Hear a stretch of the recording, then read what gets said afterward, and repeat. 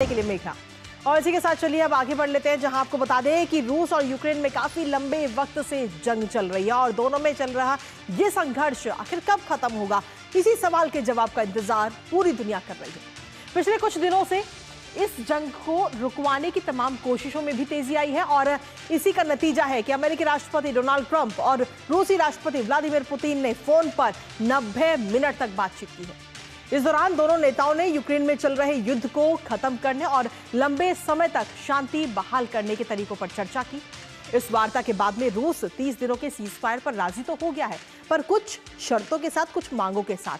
क्या है वो मांगे बताएंगे आपको, लेकिन उससे पहले आपको बता दें कि इस वार्ता से पहले यूक्रेन 30 दिनों के सीजफायर के प्रस्ताव पर राजी हो चुका है और अब बारी थी पुतिन की। करेंगे चर्चा, लेकिन उससे पहले आपको बताते हैं कि अमेरिका के राष्ट्रपति ट्रंप और रूस के राष्ट्रपति व्लादिमीर पुतिन के बीच फोन पर आखिर क्या कुछ बातचीत हुई है। नजर डालते हैं वार्ता के अहम बिंदुओं पर। तो दोनों के बीच ये बातचीत हुई है शाम 7:30 बजे। ये वार्ता दोनों के बीच कल शुरू हुई, 90 मिनट तक ये वार्ता चली है और इस दौरान कहीं ना कहीं कहा जा सकता है कि पुतिन को मनाने में डोनाल्ड ट्रंप कामयाब रहे हैं अपने प्रस्ताव के जरिए, इस युद्ध विराम के प्रस्ताव के जरिए। 30 दिन तक अब रूस यूक्रेनी ऊर्जा ठिकानों पर हमला नहीं करेगा, इस बात पर सहमति बन चुकी है दोनों के बीच में। साथ ही लेकिन यह भी शर्त रखी गई है कि यूक्रेन भी रूस के एनर्जी ठिकानों पर हमला नहीं करेगा, यानी कि दोनों की तरफ से जो ऊर्जा के ठिकाने हैं उन पर हमला नहीं किया जाएगा। यूक्रेनी शहरों और सैन्य ठिकानों पर हालांकि जो हमले हैं वो जारी रह सकते हैं, ये बात भी इस दौरान नजर आई है। हालांकि अभी एक आखिरी वार्ता होना भी बाकी है। साथ ही सैनिकों की अदला बदली पर भी सहमति बन चुकी है दोनों के बीच में। रूस और यूक्रेन के बीच में जो बंदी सैनिक हैं उनके बीच में अब अदला बदली होगी। दोनों पक्षों के 175 कैदियों को मुक्त किया जाएगा यूक्रेन और रूस की तरफ से। साथ ही 23 गंभीर रूप से घायल यूक्रेनी सैनिकों को भी रूस जो है वो यूक्रेन को सौंप देगा, जो गंभीर रूप से सैनिक घायल हुए। इसके साथ ही आपको बता दें कि इस बातचीत के दौरान एक चीज पर और डिस्कशन हुआ, जो बातचीत हुई है कि विशेषज्ञों की अब एक टीम बनाई जाएगी। जी हाँ, युद्ध को खत्म करने के लिए एक अस्थायी संघर्ष विराम पर्याप्त नहीं है, ये बात दोनों की तरफ से इस बातचीत के दौरान कही गई। साथ ही समस्या की जड़ तक जाकर स्थायी समाधान निकालना बेहद जरूरी है, इस बात पर भी सहमति ट्रंप और पुतिन की तरफ से जताई गई है। इसके साथ ही आपको बता दें कि अब जो ये विशेषज्ञ समूह बनेगा वो रूस अमेरिका मिलकर इस समूह को बनाएंगे और ये जो पूरा समूह बनेगा विशेषज्ञों का, वो यूक्रेन संकट के समाधान के लिए स्टडी करेगा। पूरी रिसर्च अब इस पर की जाएगी, जो विशेषज्ञों का समूह बनेगा। और साथ ही जो कूटनीतिक कोशिशें हैं उनको भी आगे आने वाले समय में मजबूत किया जाएगा। तो ये तो बात रही विशेषज्ञों की टीम की और इस बातचीत की, लेकिन इसके साथ ही इस युद्ध विराम पर तो राजी हो गए, लेकिन इसके साथ ही कई सारी शर्तें भी रूस की तरफ से रखी गई, जिसमें सीजफायर के दौरान यूक्रेन में सेनाओं की गतिविधि बंद रहे, ये बात कही गई है। गारंटी मिले कि यूक्रेन जो है वो न्यूट्रल पोजीशन में ही रहेगा, ये बात रूस की तरफ से कही गई है। पुतिन की तरफ से ये मांग की गई है। साथ ही कहा गया कि अमेरिका और यूरोप यूक्रेन की हथियार सप्लाई जो है उसको रोक दिया जाए, उस पर रोक लगाई जाए। इसके अलावा जंग के दौरान कब्जाई हुई जमीन पर रूस का कंट्रोल होगा, यह भी एक शर्त रूस की तरफ से इस वक्त रखी गई है इस युद्ध विराम के प्रस्ताव को लेकर। साथ ही ब्लैक सी में जहाजों की सुरक्षा के मुद्दे पर बातचीत शुरू होगी, ये बात भी रूस की तरफ से कही गई। इसके साथ ही रूस की तरफ से एक बात और कही गई, ये एक बार फिर से दोहराया गया कि नाटो देश वादा करे कि यूक्रेन को मेंबरशिप नहीं दी जाएगी। तो ये तमाम जो मांगे हैं, तमाम जो शर्तें हैं, वो रूस की तरफ से रखी गई हैं। इसके साथ ही व्लादिमीर पुतिन की तरफ से क्या कुछ कहा गया, एक बार वो भी आपको बता देते हैं। रूस के राष्ट्रपति की तरफ से कहा गया कि किसी भी अस्थायी सीजफायर से यूक्रेन की सेना को ही फायदा होगा। जंग के मैदान में पिछड़ रहे यूक्रेन की अगर हम बात करें तो यूक्रेन को इससे सैनिकों की संख्या बढ़ाने में मदद मिलेगी, ये बात व्लादिमीर पुतिन की तरफ से कही गई है। लेकिन इसके साथ ही आपको बता दें कि अमेरिका और रूस के बीच बीते 2 महीनों की अगर हम बात करें तो 4 बार वार्ता हुई है इस पूरे युद्ध विराम को लेकर के। सबसे पहले बात हुई 12 फरवरी को, ट्रंप और पुतिन ने फोन पर आपस में बात की, तो ये पहली वार्ता रही। उसके बाद दूसरी वार्ता हुई 27 फरवरी को, जहां इस्तांबुल में यूएस और रूसी डिप्लोमेट्स के बीच में ये बैठक हुई थी, ये वार्ता हुई थी और सीधे तौर पर इसमें कई सारे मुद्दों को लेकर चर्चा हुई। उसके बाद में 13 मार्च को ट्रंप के विशेष प्रतिनिधि स्टीव विटकॉफ की पुतिन से मुलाकात हुई और इस युद्ध विराम को लेकर चर्चा हुई, जिसके बाद में अब 18 मार्च यानी कि कल ट्रंप और पुतिन ने सीजफायर पर 90 मिनट तक बात की और सीधे तौर पर हम देखें तो कई सारी शर्तों के साथ अब सीजफायर पर सहमति बनती हुई नजर आ रही है। हमारे साथ हमारे सहयोगी अक्षय डोंगरे इस वक्त जुड़ गए हैं, सीधा उन्हीं का रुख करेंगे। ताजा अक्षय, फिलहाल क्या कुछ ताजा अपडेट है आपके पास में? 90 मिनट तक ये बातचीत हुई है। कुछ है नहीं मेरे पास अब।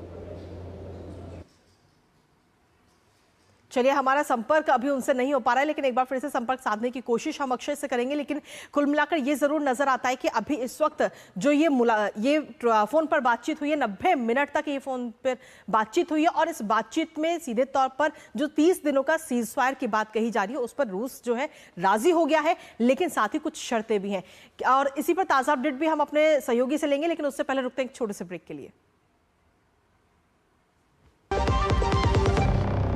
जब धरती चीर कर निकलता है लोहे का पत्थर और मिलता है मोंगिया के जोश से, फिर तपता है, पिघलता है और बनता है फौलाद। अब होता है सरिया सारी खूबियों के साथ। मोंगिया स्टील, मजबूत देश का मजबूत सरिया। जो लक्ष्य चुना था समझ आने लगा है। GLA यूनिवर्सिटी, उच्च लक्ष्य की निश्चित प्राप्ति।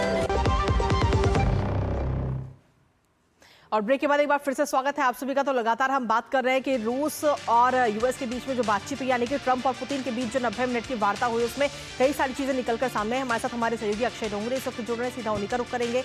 अक्षय, ये जो बातचीत हुई 90 मिनट की, ये बातचीत रही जिसमें कई सारी शर्तों के साथ कहीं ना कहीं रूस राजी हो चुका है सीज फायर के लिए।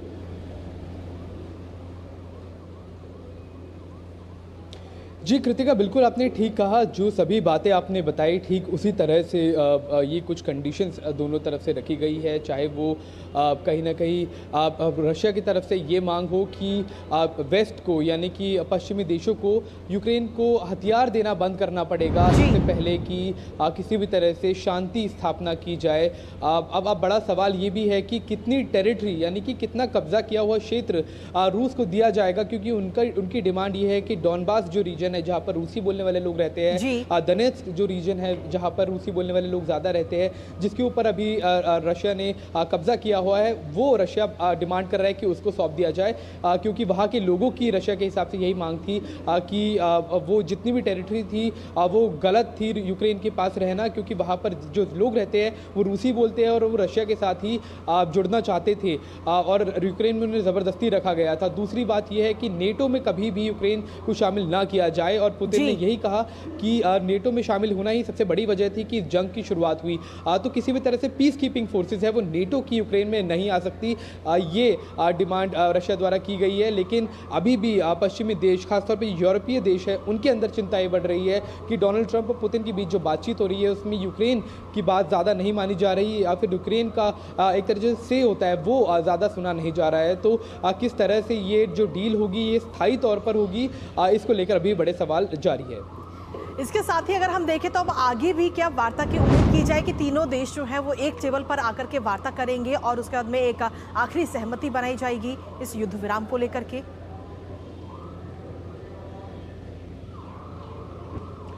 अब देखिए कृतिका, आपने अच्छा सवाल पूछा कि क्या तीनों देश एक साथ बातचीत करेंगे, तो इसका जवाब यही है कि अभी तक जो बातें हमने देखी है, जितने 3 सालों से जो ये जंग चल रही है, तो तीनों जो पार्टीज़ है, जो इसमें मेन पार्टीज़ है, वो आपस में बात नहीं कर रही है। पहले बात केवल यूक्रेन और अमेरिका की होती थी, और अब डोनाल्ड ट्रंप के आने के बाद बातचीत केवल पुतिन और डोनाल्ड ट्रंप के बीच हो रही है। इसमें यूक्रेन की ज़्यादा बात नहीं मानी जा रही है। इनफैक्ट अगर बात की जाए 3 हफ्ते पहले जिस तरह से प्रेसिडेंट ज़ेलेंस्की यूएस गए थे, और वहाँ पे जिस तरह से उनकी और वहाँ के उपराष्ट्रपति जेडी वैंस के बीच में थी कि एक तरह से बहस हुई थी, उसके बाद ये माना जा रहा है कि यूक्रेन कहीं ना कहीं ये चीज़ समझ चुका है कि अगर उसको डील करनी है तो उसको कहीं ना कहीं अब अमेरिका से ज़्यादा बाकी जो यूरोपीय देश है उसके ऊपर निर्भर रहना पड़ेगा, चाहे वो हथियार की बात हो या फिर फंडिंग की, क्योंकि तीनों देश अगर आपस में बात करते हैं तो सबसे अहम चीज़ यही रहती है कि आपस में बात करके किसी सोल्यूशन की तरफ आते हैं। लेकिन ऐसा हो नहीं पा रहा है और आगे होने की संभावना भी कम लग रही है, क्योंकि जैसे ही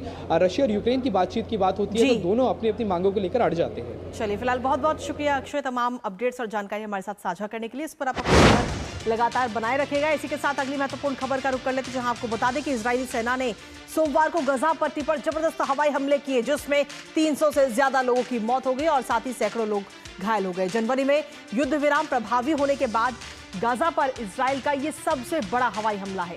रमजान के दौरान हमले को उस समय अंजाम दिया गया जब लोग सुबह सहरी की तैयारी कर रहे थे और साथ ही आपको यह भी बता दें कि इजरायली सेना के पिछले 24 घंटों के दौरान हमलों में हमास में प्रधानमंत्री की हैसियत रखने वाला एसासदीन अब्दुल्ला अल दलिस भी मारा गया। वो गजा पट्टी में